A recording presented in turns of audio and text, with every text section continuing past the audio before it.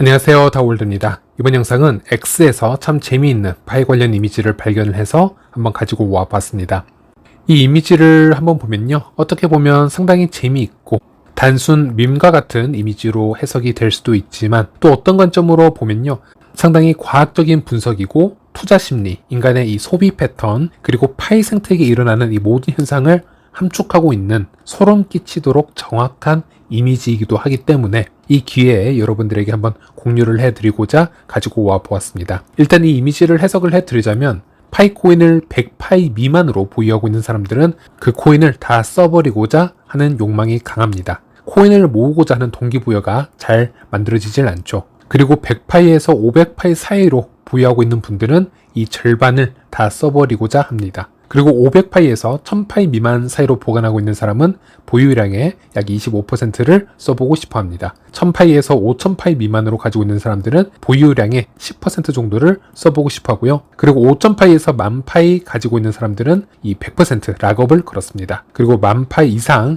파이코인을 보유하고 있는 사람은 100% 락업을 걸었을 뿐만이 아니고 파이코인을 더 모으고 싶어 합니다. 네, 이 그림을 보면서 느낀 거는 누가 이 이미지를 만들었는지는 모르겠지만 데이터를 다 보고 분석을 해서 만든 것은 아닐 텐데 이 파이 생태계를 잘 이해하고 있다라는 생각이 들었습니다. 제가 자주 분석해드리는 1차 마이그레이션 이 데이터를 보면요, 전체 비중의 95% 정도가 2000파이 미만으로 마이그레이션을 받는다라고 말씀을 드렸고요. 그리고 전체 비중의 75%에서 80% 정도는 1000파이 미만으로 마이그레이션을 받게 된다 또 말씀드렸습니다. 그리고 60% 이상이 500파이 미만으로 마이그레이션을 받고 시작을 합니다. 우리가 얘기하는 2000파이 이상, 10,000파이가 넘는 사람들은 이 마이그레이션 기준으로 보면 전체 비율의 5%가 채 되질 않습니다. 매우 적은 비율로 이 생태계 활동을 하고 있고요. 즉 마이그레이션 이 자체 데이터를 보면 파이오니어 대부분이 소수 파이코인만 가지고 생태계 활동을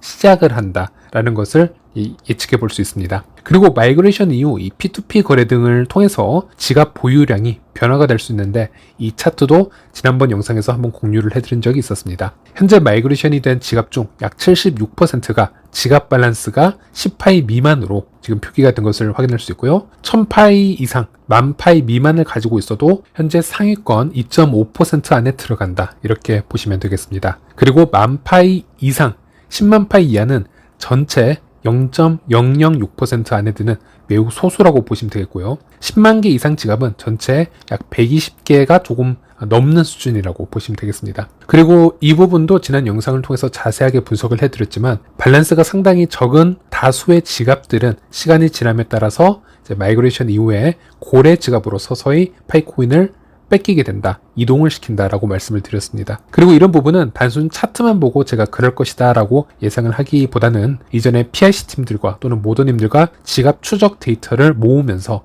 저도 나름대로 매집 현황 자료들을 함께 이제 데이터를 모았는데요. 여러 케이스로 파이코인들이 어떤 방향으로 매집이 되는지, 흘러가는지를 파악할 수 있는 자료들을 꽤 많이 모았었습니다. 그때 제가 데이터를 여러 취합을 하고 나서 정리를 하면서 당시 파이코인의 이동의 마지막 단계는 항상 가장 큰 고래 지갑 쪽에서 이 매집이 끝이 나는 것을 확인할 수 있었습니다. 그런 경험들을 토대로 또 말씀을 드릴 수 있는 건데요. 그리고 굳이 우리가 파이 생태계만 생각하지 않더라도 일반적인 우리의 소비 패턴을 보면요, 예를 들어 우리가 열심히 일하고 10만 원을 모은 분들, 전 재산이 10만 원인 분들은요, 그 10만 원으로 어떻게든 그 다음날 바로 소비를 하려고 하는 경향이 강하다라고 얘기를 드릴 수 있겠습니다.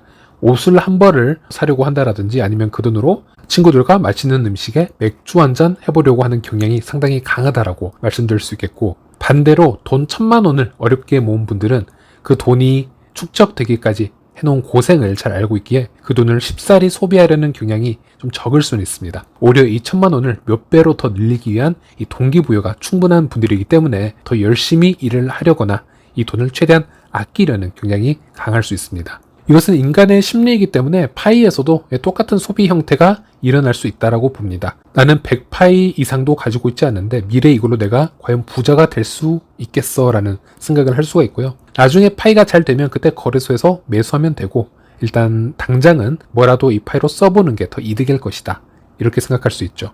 그리고 심지어 이 파이 프로젝트에 대한 이 믿음도 상당히 약한 분들도 많으실 겁니다. 나중 되면 P2P 거래 아무도 안 받아줄 수 있기 때문에 지금 뭐라도 더 써먹는 게 이득이라며 위안을 삼는 분들이 또 많을 거라고 생각을 합니다. 그리고 반대로 파이코인 보유량이 많은 분들은 다른 방향으로 생각을 하겠죠. 이 코인을 더 많이 모을수록 미래에 더 부를 크게 이룰 수 있을 거라는 수학적 확률이 더 크게 존재하기 때문에 지금 당장은 생태계 참여로 조금은 더 써볼 수는 있겠지만 기본적으로 쉽게 못 쓰는 경향이 강하고요. 어떻게든 이 파이코인을 더 저축을 하려는 경향이 더 강할 거라고 생각을 합니다.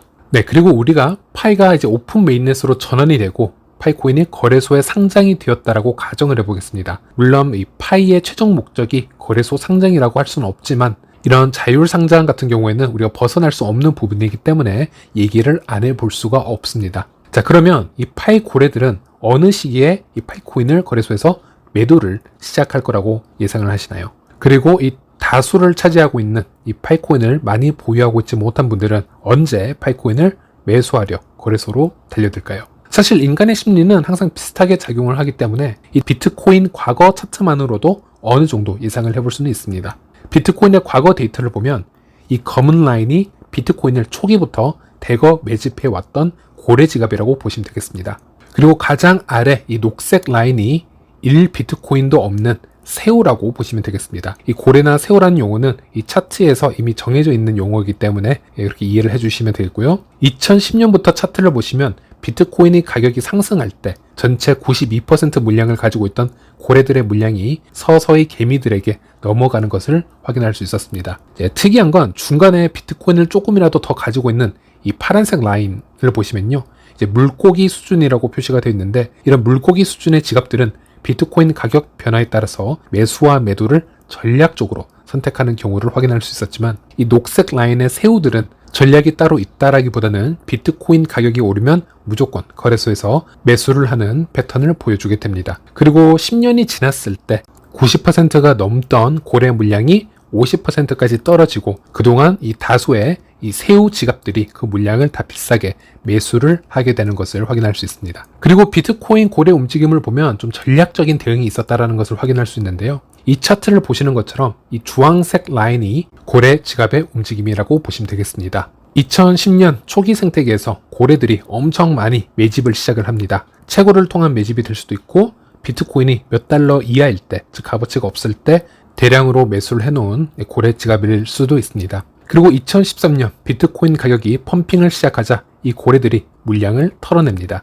자, 그리고 2014년, 15년에 약세장으로 들어가고 비트코인 가격이 하락을 하는데요. 그때는 고래들이 다시 이 비트코인을 싸게 주워 담는 것을 볼 수 있습니다. 약세장에서 비트코인을 매집하는 이유는 매우 간단합니다. 비트코인이 미래에 망하지 않는다라는 강한 믿음이 있었기 때문에 새우들은 비트코인을 다 팔고 떠났지만 그 당시 고래들은 그것을 더 싸게 매집을 하게 되는 반대 현상이 나오는 겁니다. 그리고 2017년 강세장이 시작이 되고요. 비트코인 가격이 다시 상승을 하자 고래들이 다시 비트코인 물량을 매도하기 시작합니다. 그때 새우들이 다시 이 비트코인을 다시 비싸게 매수를 하기 시작하는 것이죠. 그리고 코비드 기간 동안 다시 고래는 물량을 조금씩 매집하기 시작합니다. 네, 그래서 이 차트를 보시는 것처럼 비트코인의 고래 지갑과 새우의 움직임들은 완벽하게 반대로 움직이는 것을 확인할 수 있습니다. 이 비트코인 세계에서 이 고래와 새우 중 어느 부류가 더 비트코인에 대한 믿음이 강하다라고 생각할 수 있을까요?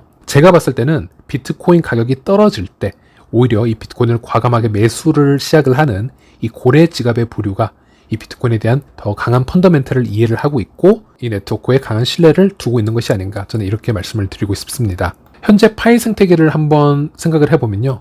제가 머물고 있는 파이 네트워크 커뮤니티 방이라든지 주변의 파이오니어를 보면요. P2P 거래로 파이코인을 상당히 모아놓은 분들이 많습니다. 그런데도 불구하고 현재 포모가 오는 분들이 꽤 있습니다. 아직 오픈 메인넷으로 전환이 되지도 않았지만 수백만 원 아니면 그 이상을 투자한 분들이 너무 많습니다. 노드 보너스가 조금이라도 더 들어와야 하는데 노드 보너스 분석표를 매일 작성하기도 하고 좀 더 P2P 거래를 더 많이 해서 파이코인을 이 기회에 더 많이 모아야 하는데 매일 한탄하시는 분들도 있습니다. 그런데 가만히 생각을 해보시면요. 다수의 파이오니어 분들에게 현재 파이의 폐쇄형 기간은 비트코인의 약세장이나 의미가 없는 성장이 정지된 기간으로 느껴지는 경우도 있다라고 생각을 합니다. 예를 들어 제 주변에 10분 중 8분은 이 폐쇄형 기간을 매우 부정적으로, 그냥 회의적으로 얘기하시는 분들이 많으시고 파이코인을 쉽게 써버리거나 큰 기대치 없이 이 기간을 보내는 분들이 많다라고 전 분석을 하고 있고요. 반대로 소수 인원, 10명 중 한두 명은 매우 적극적으로 이 파이 폐쇄형 기간에 어떤 대응을 하고 있다라고 전 분석을 하고 있습니다. 그분들은 마치 비트코인의 이 고래와 같은 패턴으로 움직이시는 분들이다. 저는 이렇게 말씀을 드리고 싶은데요. 물론 프로젝트는 다 다르고 로드맵도 다르지만 인간의 투자 심리는 크게 변하지 않고 반복되기 때문에 이 파이 네트워크가 미래도 지속적으로 성장할 수 있는 프로젝트라는 전제를 깔게 되면요. 이 파이의 폐쇄형 기간이 비트코인으로 치자면 이 초기 생태계에 속하는 기관과 동일하게 작동하고 있는 것이 아닌가, 이런 재미있는 예상을 해볼 수 있겠습니다. 그 얘기가 맞다면 이 부분에서 지금 매집을 하고 있는 파이오니어 분들이 미래에는 큰 부자가 될 수 있다는 얘기가 되겠죠. 물론 그렇다고 여러분들에게 지금 이 상태에서 큰 돈을 당장 투자해서 파이코인을 더 매집하라고 추천을 드리는 것은 아닙니다. 또 그러고 싶지는 않은데요. 지금 당장 너무나 재정적으로 힘든 분들이 많으십니다. 파이코인을 통해서 P2P 거래가 일상생활에 지금 당장이라도 큰 도움이 된다면 상황에 맞춰서 사용을 해보시라고도 저는 권유를 드리고 있습니다. 이것은 개인마다 다 다른 재정적 상황이 존재하고 또 파이코인을 통한 이 플랜이 다 다르시기 때문에 결국 각자 판단을 하셔야 될 문제이겠지만요. 하지만 제가 이 영상에서 마지막으로 드리고 싶은 말씀으로는, 만약 여러분들 중 어느 정도 모아둔 파이코인이 파이 지갑에 존재하는데요, 재정적으로 그렇게 힘든 또 케이스가 아니고 또 파이코인으로 당장 필요한 물품을 구매해야 될 그럴 상황이 아니라면 조금 더 시간을 길게 가지시고 파이코인을 최대한 오래 홀딩할 수 있는 그런 마음적 여유를 가져보는 것도 꽤 중요할 수 있다. 저는 이런 말씀을 드리고 싶었습니다. 굳이 이 최상단에 있는 고래가 아니더라도 충분히 좋은 결과를 얻을 수 있습니다. 예를 들어 이 비트코인 차트에 있는 이 파란색 돌고래나 물고기만 되더라도 나름대로 부자가 된 케이스라고 보시면 되겠고요. 나는 나름 비트코인으로 성공을 했다, 이렇게 떵떵거리면서 사시는 분들이 다 이 속에 속해 있다라고 생각을 합니다. 네, 오늘 영상은 여기까지입니다. 시청해주셔서 감사합니다.